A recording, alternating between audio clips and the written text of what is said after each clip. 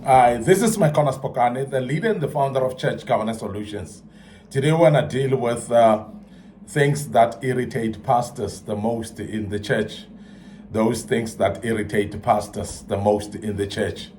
And I want to deal with this because this is something that maybe members don't know and congregants normally don't take cognizance of, because pastors don't literally say it that they're irritated. But yes, it does irritate them, even though they may not tell you. But maybe I should tell you, as the leader and the founder of Church Governance Solutions. We are restoring godly order in the house of the orderly God. And that is why we unapologetically would tell you the truth that your pastors may not tell you. That they are irritated by you, but they may not even clearly say to you that you irritate them. And these are the things that make them to be irritated. The first thing is when you lack commitment, yet you demand other members to commit to you when you are desperately in need of help. And sometimes you don't commit in the church, you don't do anything, you're just warming benches in the church. But yet when you're having a problem, like for instance, you're having a death of a loved one, or maybe you've got sickness in the family, somebody's sick or so on, they're in hospital, you need help and you're desperate for help, then you think that everybody must just put up their shoes and run to you. But you are not committed to anyone. You're not committed to the church. You're not doing anything in the church. And in fact, nobody knows you in the church because there's nothing much that you're doing. But yet when you're faced up with problems, you are the one who's demanding other members to run for you. And that irritates pastors. And sometimes you find the very same members that are not committed, they're the ones who are phoning the pastor during the night.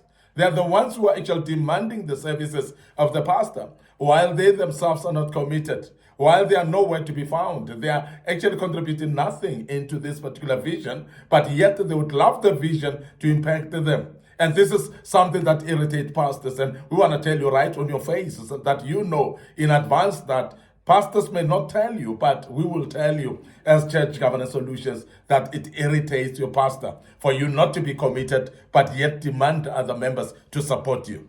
Now, the second thing is calling pastors at midnight for prayers, and while you could easily pray for yourself. And sometimes it's something that is an intention of pastors. They teach you in the church, they teach you the word, they teach you the ways of engaging with God.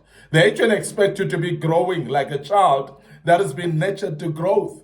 And when somebody's grown up, they are able actually to pray for themselves. But when you continually, even after teaching, after showing you the way or taught you the way to pray and to engage God, you still call the pastor at 12 o'clock midnight because a child is sick, because you've got a headache, because somebody's sick in hospital and so on. That irritates pastors. They may wake up in the night and pray with you that particular time and never say anything to you, or even maybe indicate that they're irritated. But I can tell you right now of this, that they are irritated, they may not tell you. The reason is because pastors are aiming that their members may grow, that they may mature spiritually, that they may be independent of the pastor in the sense of communicating with God. Because true pastors will actually teach you that you need to actually engage with God on your own. You need to mature to a level whereby you can actually pray to God and expect answers. You can actually be able to take charge of your own life without the pastor being involved. And that's the reason why pastors are looking forward to teach you every single day, to mentor you to an extent of you growing. Like any other child, physically, you are being fed, you are being taught how to walk, you are being taught how to speak, you are being taught everything that you need to be taught, so that at the end of the day, you must mature to a level of independence. And that is expected as well by the pastors when they teach their own people in the church. And when you don't grow to that level, that irritates your pastor. If you are going to wake up your pastor at 12 o'clock midnight demanding prayers, and you cannot pray for yourself, that will irritate your pastor. The other thing that irritates your pastor is when sending tithe to another church somewhere while fellowshipping here with us. And that's something that many people do. you are fellowshipping in a certain church. You are part of this church. You are a member of this church, but yet your tithe is being sent somewhere away from your church. And we have seen this happening, particularly with people that are partnering with ministers overseas. They've actually partnered with visions overseas, where they're sending money overseas while they cannot even pop up even a cent in their own ministry where they are. They cannot contribute in giving in the same church where they are, but they are able actually every month to send money away from their church, away overseas from where they are, while they are eating here. Now, the Bible says you are giving tithes so that there must be food in the house or in the storehouse. And the storehouse is whereby you are fellowshipping, is your home, is your place, is the place where you're eating the meal. Every day you're being fed spiritually. And that's the right place where you're supposed to be actually tithing in. It's the place where you're supposed to be contributing your financial resources in. But we have seen people that will send money away from where they're fellowshipping. And that is something that is not normal. And pastors get irritated by that. They may not tell you about it, but we're telling you as Church Governance Solutions, because we're restoring godly order in the house of the orderly God. So please avoid sending money away from the ministry where you fellowship. Let the ministry that you fellowship in be a priority. If you are to donate some money somewhere, it must be that you have already given your due in the particular ministry where you are. And you could actually, with additional money, maybe contribute somewhere or donate somewhere or give somewhere. So that's very important that you understand that you must support your home first. You cannot actually buy groceries in normal sense to the next door neighbors while there's no food in your own house. And that's just the concept that we're trying to instill right now. And I hope that helps you as we speak it directly with you like that. Your pastor gets very irritated when you do that. The other thing is going to a prophet somewhere, bringing back items like waters and oils and stickers while you are in this particular church, but you go somewhere to go and get those things, knowing that we don't believe in those things here in the church where you are. We don't believe in those things where you are fellowshipping. But then you go out there and you go and consult with a prophet somewhere, and you bring those items, oils, waters and brooms and all those things that are items that you've been told that they will help you in your own house. Stickers that we don't believe in, you bring them in this particular church where you fellowship in. You've taken them somewhere, but you know that these are items that we don't believe in. When you do that, you must know that you're irritating your pastor so deeply, because your pastor doesn't expect you to be using items while he himself doesn't teach you because he's your father, he's your mother, and she's your mother, and therefore they're not teaching you this of using items as representative of God. They're teaching you directly that you need to directly speak to God and mature in your ways with the Lord so that you can actually fellowship with God or approach him directly. But when you are given items somewhere and you want to come and bring those items here at home, that is totally abnormal. And of course, your pastor will be very irritated, because where did you learn this? Because as a parent, we have taught you that you need to communicate with God directly. No item to be used. So if you're using items, so please tell your pastor where you got them from and why you do so, because you have not been taught to do so. And that's irritating to your pastor, and we must tell you straight away. The other thing that irritates your pastor is discouraging other committed members while not committed yourself. And while they are committed, others want to serve God in this particular church. They want to follow the pastor and do and commit to the vision. You are there busy discouraging them. Why? Because you are yourself not committed. You are yourself not wanting to be part of this vision to support it. But those that support it, you don't leave them alone to do that. You go there to discourage them. And you see such members normally, they would go and visit those members that are committed.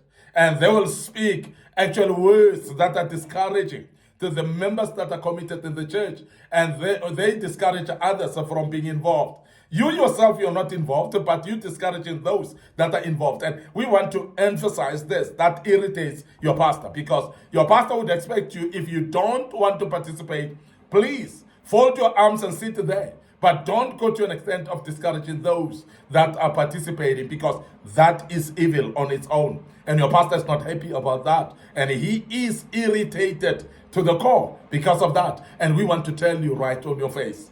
So this is something that you must be heeding on, and to make sure that you understand that you cannot go around discouraging those that are committed in the church.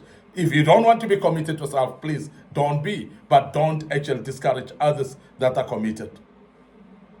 We want to also bring about the fact that when you're spreading rumors of pastor mishandling finances, while you do not give even a cent yourself to the church, whose money are you talking about? Because you are not contributing even a cent. You're not even giving anything. You're not giving your tithe. You're not giving offering. And when there's projects and they're requesting money, you are the last to be consulted, because you are not the one who's committed in giving money. But yet you are the one who's going around and spreading rumors that are not even existing. Speaking about the pastor wasting money there, wasting money here and there, and so on. Whose money are you talking about? Because you're not even contributing any cent yourself. And that irritates the pastor when you do so. I mean, it's always better if you are contributing money and then you feel that the pastor is not using the money correctly. But that also would actually be deviant when you start to go around telling others, instead of approaching the pastor directly and showing your concerns about the use of money in this church. So if that is the case, approach the pastor directly. But the reason why you cannot approach the pastor directly is because you never contributed even a cent.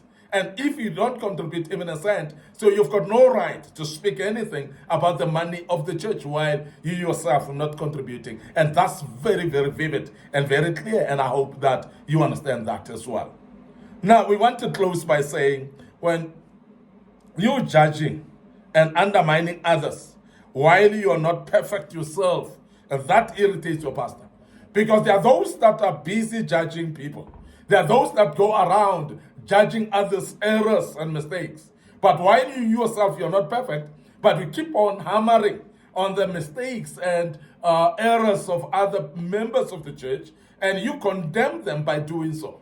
And if the pastor is aware of you doing that, the pastor is totally irritated of you. And I want to let you know that your pastor is irritated, even though he or she may not say to you. And we, as Church Governance Solutions, we're restoring godly order in the house of the orderly God. We tell you straight in your face that you're irritating your pastor by doing so. So please be aware of that, and please refrain from doing that. We want to end up here today. Your host, MIcornus Phokane. I'm the leader and the founder of Church Governance Solutions. We're restoring godly order in the house of the orderly God. And we want to invite you to our social media platforms. Our Facebook page is Church Governance Solutions. Church Governance Solutions is our Facebook page. So please like it and follow us on that page. And don't forget my personal social media or Facebook page, which is MIcornus Phokane as well. So please like it, follow us, and click notification button on these social media platforms. And don't forget our TikTok account as well. It's under MIcornus Phokane. So just follow us on the TikTok account. Subscribe to our YouTube channel as well, which is under Young Men Empowerment Forum. Our YouTube channel, Young Men Empowerment Forum. So please subscribe to the YouTube channel. So please click the notification button as well, so that you may be notified when we've posted the videos of this kind. Don't forget also just to share the links of these social media platforms with your loved ones, your family, your friends. It could be also your colleagues at work. They are interested in listening to this as well. May the good Lord bless you and allow us to check out right here till we meet tomorrow with another topic. God bless you and cheers for now.